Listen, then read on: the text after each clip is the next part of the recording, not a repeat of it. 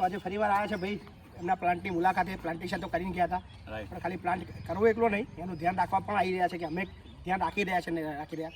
તો અહીંયા આગળ તમે જોઈ શકો છો સરસ મજાનું પાણી અહીંયા મળી રહ્યું છે. અને ટામેટાની સિઝન જતી રહી છે એવું કહે છે ભાઈ, એટલે કદાચ ટામેટાના પ્લાન્ટ અહીંયાની જગ્યાએ શું થયું છે, દાણા લગાવ્યા છે. તો આજે દાણા લગાવવામાં આવ્યા છે બીજા બધા જ પ્લાન્ટ થઈ ગયા છે મોટા મોટા. બરોબર. બાપુ વેજીટેબલ કિચન ગાર્ડન કેમ લોકોને કરવું પડશે લોંગ ટાઈમે એવું જરા જસ્ટ વિવર્સ મિત્રોને? ચોક્કસ, કારણ કે એવા શાકભાજી તમે જે ખાઈ રહ્યા છો માર્કેટમાં એ કઈ ક્વોલિટીનું છે કદાચ એ આપણે સમજી નહીં શકતા.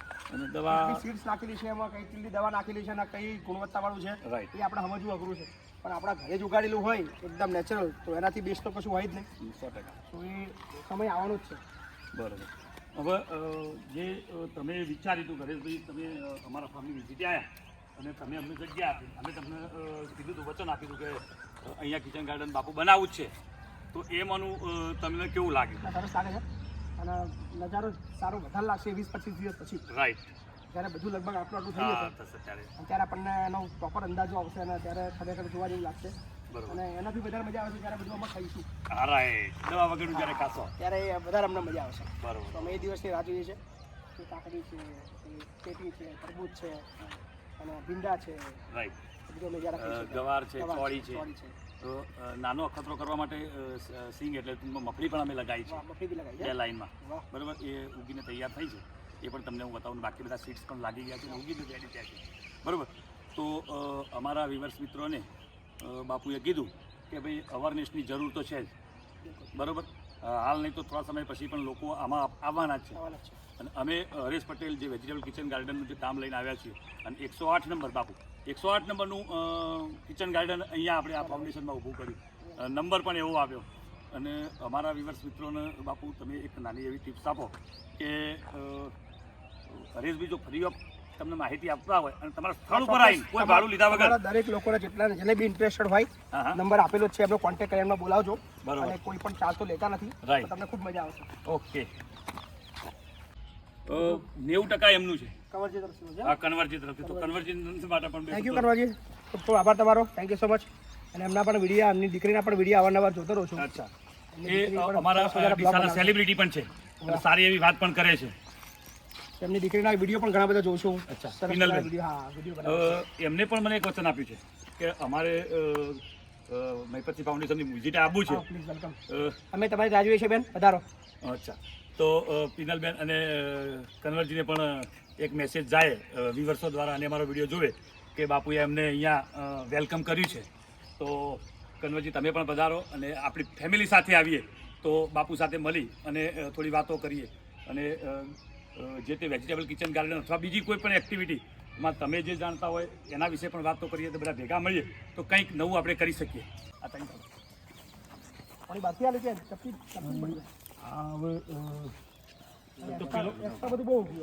એ તો હું પાણી વધારે પડ્યું એટલે એના કારણે ભેજે ગયું વધારે. બંધ કરી દીધો. એ હાલ બંધ કર્યો. અમે એ બંધ કર્યો અને પેલો બાપુ બંધ કર્યો. અમે કર્યો. પાણી ભરી જાય. તમને ખબર છે પછી ચાલુ ચાલે 3-4 દિવસ તો નથી જ કરવું. હા. જે આપણે લવાલ મુકામે નેક્સ્ટ વિડીયો તમે કદાચ જોયો હશે કે 108 નંબરનું કિચન ગાર્ડન મહીપતસિંહ ફાઉન્ડેશનના ત્યાં અમે જબરજસ્ત એમને પરમિશન આપી હતી તે દરમિયાન બનાવેલું. તો આજે એનું અમે રાઉન્ડ અપ એટલે ટૂંકમાં એક વિઝિટ માટે આવ્યા હતા. મારે અમદાવાદ એક પ્રસંગ હતો અને એ પ્રસંગ પતાવી અને અમે અહીંયા વિઝિટ માટે આવ્યા ત્યારે મારા શાળાભાઈ ત્યાં હતા તો એમને પણ સાથે લેતા આવ્યા અને એમને પણ ફાઉન્ડેશન બતાવીએ. આ એક મોટું બનાવ્યું છે વેજીટેબલ કિચન ગાર્ડન. લગભગ અડધા વીઘામાં થોડું ઓછી જમીન હશે, બાકી સારું એવું બન્યું છે અને સારો એવા બધા રોપા લાગી ગયા છે, સારા એવા બીજ પણ લાગી ગયા છે અને બધા ગ્રોથ પણ કર્યા છે. આ જમીન સમૂહ લગ્ન અથવા એમના છોકરાઓનું રમવાનું ગ્રાઉન્ડ હતું અને બહુ માટી ચીપકી ગઈ હતી, બહુ ચીકણવાવાળી માટી કાળી માટી ચીપકી ગઈ હતી. અને ઉખાડતો પણ અમને પાણી આંખે પાણી હતું. મેં તમને લાસ્ટ વિડીયોમાં બતાવ્યું હતું કે ટ્રેક્ટર અહીંથી બહુ વારંવાર 4-5 ફેર ફર્યું ત્યારે જઈને થોડું ઉખડ્યું હતું.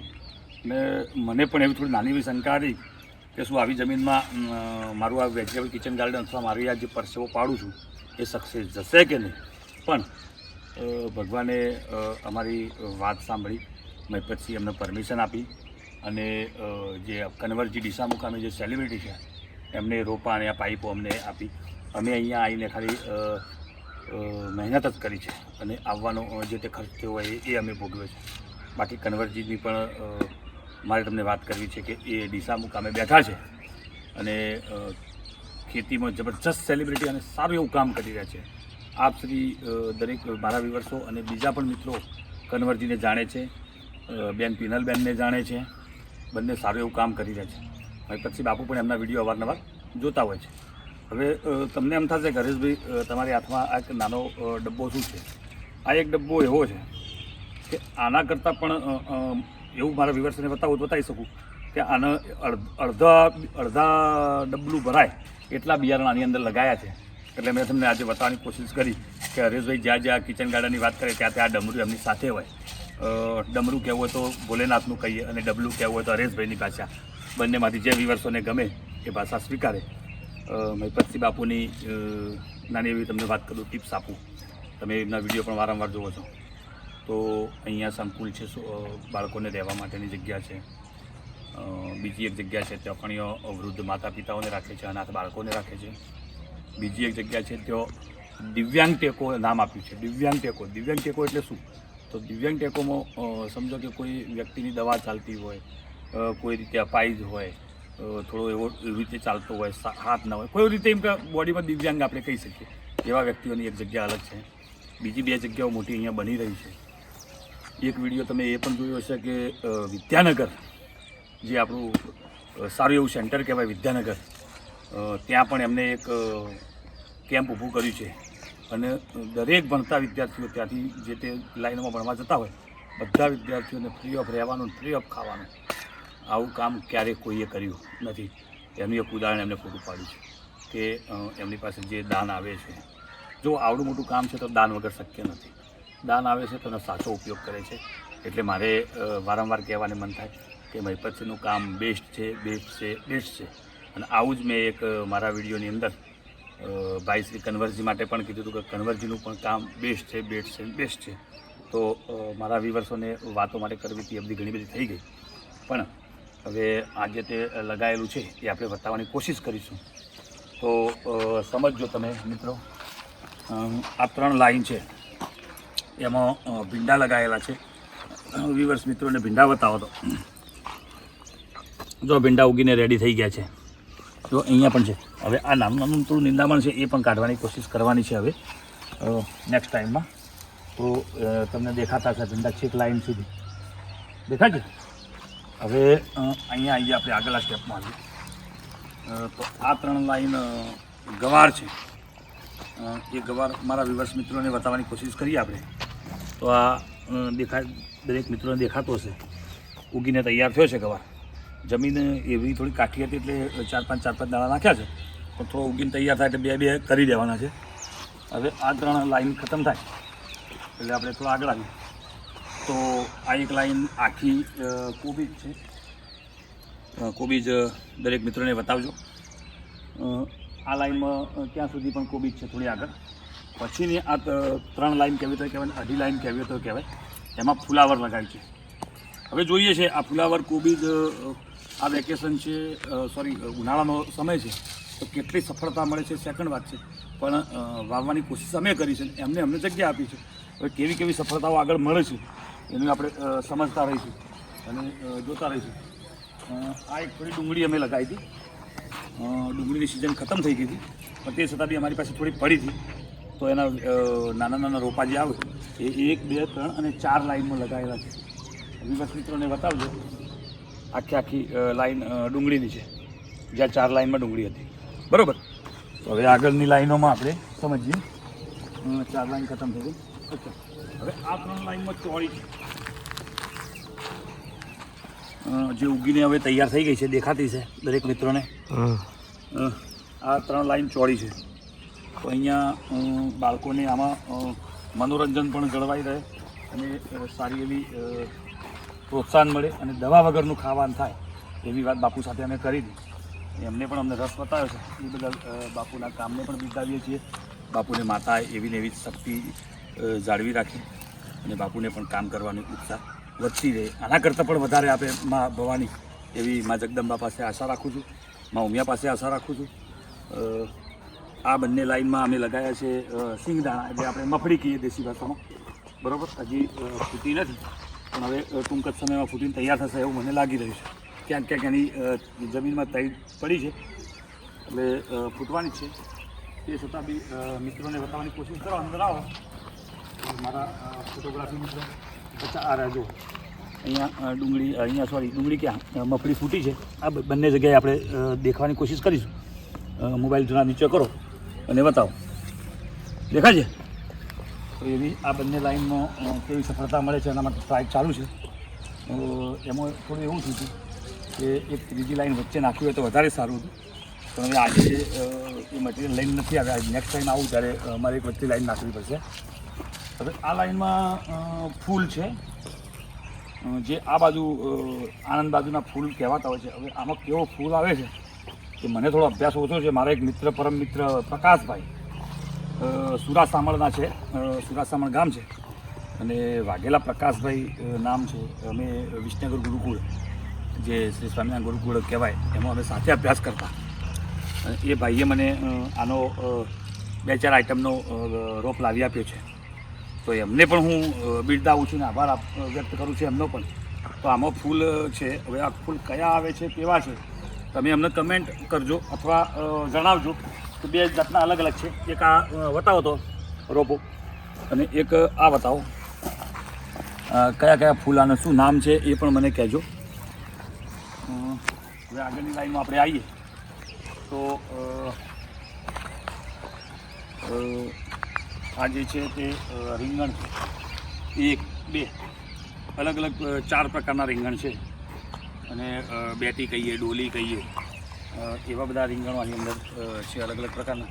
વિવર્સ મિત્રોને બતાવો તો બે જબરજસ્ત મસ્ત છે. તો રેડી કેવા મસ્ત લાગી ગયા છે, તો આપ પણ નિહાળી રહ્યા છો. હવે આવીએ જો જ્યાં સફળતા નથી મળી એ પણ બતાવવાનું. લોકો શું કરે, સારું સારું બતાવે, એવું નથી. આ ટામેટાની લાઈન છે, કોઈ કારણોસર આ લાઈન આખી ફેલ ગઈ છે. તો અહીંયા આજે હું ટ્રાય કરીશ. મારી પાસે ધાણા છે, ધાણાનું બિયાણું લઈને આવ્યો છું. એ પણ અહીંયા લગાવીને તમને બધાને બતાવવાની કોશિશ કરીશ. હવે આ ગલગોટા છે અમારા ડીસા સાઈડના. 2 કલરમાં છે, એક કેસરી હશે અને એક પીળા હશે. હવે આ કયા કલરમાં નીકળે છે એ પણ આપણે નેક્સ્ટ વિડીયોમાં જોઈશું. આ ટેટી, બરાબર, આખી લાઈન કિલાટ દેખાઈ રહી છે. અચ્છા, ક્યાંક ક્યાંક તમને પત્તામાં હોલ દેખાશે, કારણ કે અમારે દવા મુક્ત કોઈ પણ પ્રકારની દવાવાળી વાત તમારે કરવાની થતી નથી, કે કોઈ દવાવાળાનો ઇન્ટરવ્યૂ પણ હાલવાનો નથી. કેમ કે આત્મનિર્ભર ભારત સાહેબ, મોદી સાહેબ જે કહેતા હોય છે એ હેતુથી હું ચાલી રહ્યો છું. અને મને પ્રેરણા મળી કે ભાઈ નહીં, આત્મનિર્ભર ભારત સાહેબ કહે છે તો આત્મનિર્ભર ભારત કેવી રીતે થશે. તો મેં મારા ઘરે 20x30ની અંદર કિચન ગાર્ડન બનાવ્યું, અને ત્યાંથી મને પ્રેરણા મળી, અને હું લોકોને કહેતો જ થયો. મારી ચેનલ 31 ડિસેમ્બર 2025ના સ્ટાર્ટઅપ મેં કરી છે, અને સારી એવી ગ્રોથ કર્યો છે. અને વ્યુઅર્સ મિત્રો પણ મારો વિડીયો જોવે છે, અને અમને વોચના કલાક મળ્યા છે, સબસ્ક્રાઈબરો મળ્યા છે. તે બદલ વ્યુઅર્સ મિત્રોનો પણ ખૂબ ખૂબ આભાર.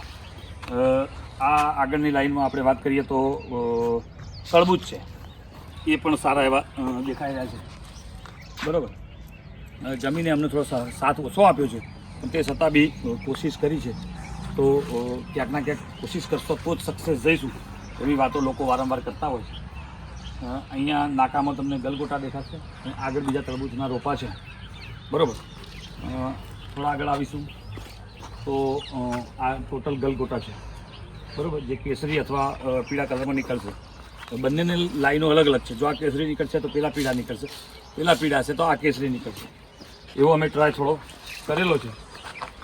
એટલે હવે આ એક આવી ગઈ લાઈન મરચાંની સાથે સાથે આપ નિહાળી રહ્યા છો જે આ કાકડી ઉગીને તૈયાર થઈ છે, બરાબર. દેખાય છે બધાને? મિત્રોને દેખાય છે મારા? બરાબર, અચ્છા. તો એ પણ અમે લગાવી દીધી છે. હવે ત્યાંથી આપણે આગળની લાઈનમાં આવીએ તો ત્યાં પણ અમે મરચાં તો લગાવ્યા જ છે મિશ્ર ખેતીમાં, પણ કારેંગડા લાગી ગયા છે, ઉગી પણ ગયા છે. આગળ પણ દેખાય છે, બરાબર. હવે ત્યાંથી એક છેલ્લી લાઈન, લાસ્ટ લાઈનમાં આવીએ તો બતાવીએ કે મરચાં છે અને દૂધીના વેલા જે વાયા હતા એ પણ ઉગીને તૈયાર થયા ગયા છે.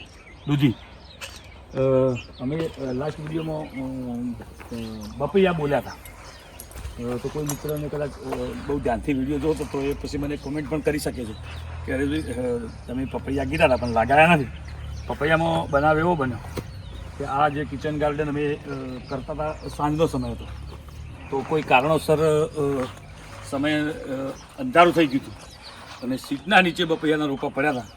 એમના એમ ગાડીમાં ગયા પાછળ અને મેં મારા વેજીટેબલ કિચન ગાર્ડનની અંદર લગાવી દીધા છે, પણ કંઈ એવું નથી. બીજા નેક્સ્ટ ટાઈમ જ્યારે અહીંયા આવીશું ત્યારે 10-15 મારે ત્યાં દિવાલ છે, બે ત્રણ લાઈન છોડી અથવા દરેક લાઈનની અંદર એક બપૈયું લગાવી દેવું છે. ભલે અહીંયા 2-4 મિત્રોએ મને કીધું કે વાંદરા પરેશાન કરી શકે છે. વાંદરા અથવા કોઈ પણ પ્રાણી સ્વાભાવિક વસ્તુ છે કે જ્યાં માણસ વસે છે ત્યાં વન્ય પ્રાણી પણ વસતો હોય, તો આપણે એને પણ સ્વીકારીએ છીએ, એવું કંઈ જ નથી.